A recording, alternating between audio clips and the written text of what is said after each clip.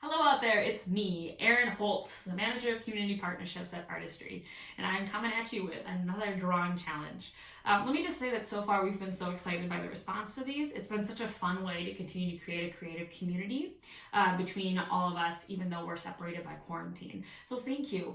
We at Artistry have been really trying to create content that will keep you all engaged, keep us connected, and we're also looking towards the future, coming up with new programming that hopefully we'll be able to implement sooner rather than later. Without much further ado, let's get into this challenge. And what is it called? It's called the No Pencil Portrait Challenge.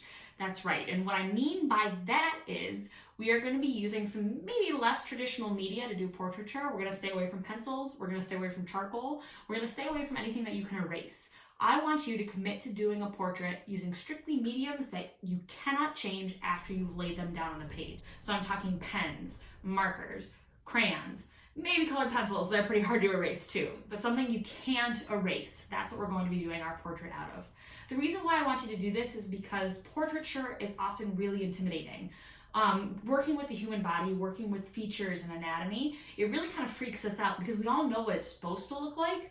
And so when it's not quite there, it can be really, really kind of scary and uncomfortable. And so by committing to using something like pen that we can't erase, it's going to make you kind of follow through, finish the portrait.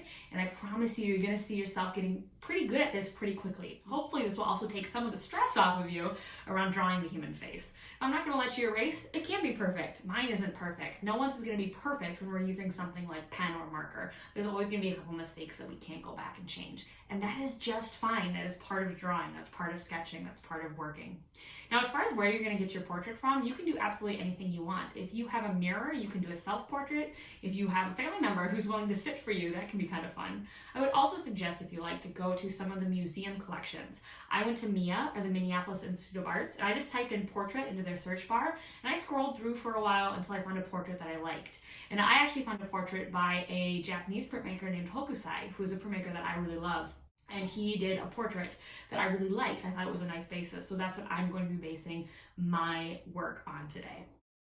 Before we get into the actual video, I want to talk about some things you can do in order to make it a little bit easier to draw the human face. There are some basic proportions with the human face where if you follow them, it's not going to be exactly the same for each person, but by using them as guides, it can get you close. And this is actually really going to make drawing the face a lot easier. So the first thing that you'll do is divide the face straight down in half. You know, it's going to be roughly symmetrical on either side.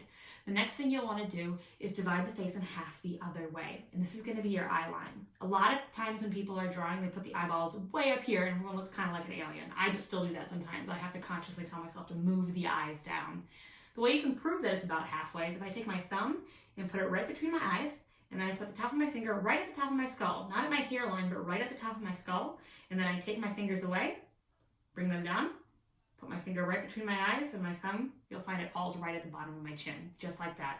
So right around halfway, that's where your eyeballs are going to be. Roughly around halfway, if I go right here to the bottom of my nose, pick this back up, go to the bottom of my nose, right about the bottom of my chin again. So the bottom of your nose roughly falls about halfway between your chin and your eyeballs. And last but not least, your mouth, right here, thumb, there. Once again, mouth falls roughly between the nose and the chin. Proportions vary depending on who it is, so you might not have exactly the same proportions that I do. Whoever you're drawing might not have exactly the same proportions you do. But again, keeping these sort of measurements in mind can make it a little bit easier and just give you a framework to work off of while you're doing your portrait work. Out of all the challenges I've done so far, I think this one's my favorite. I absolutely love portraiture personally. It's one of my favorite things to draw. And so I can't wait to see you all take your pencils and throw them away, grab that pen, and get started. I think you're going to be really happy with the results.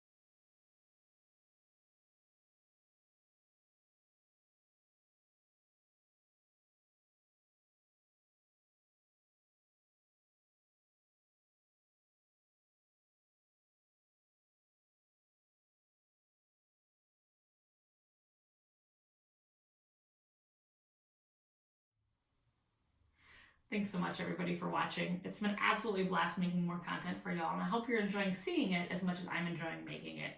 I hope you're all doing well out there, and just remember, we're all in this together.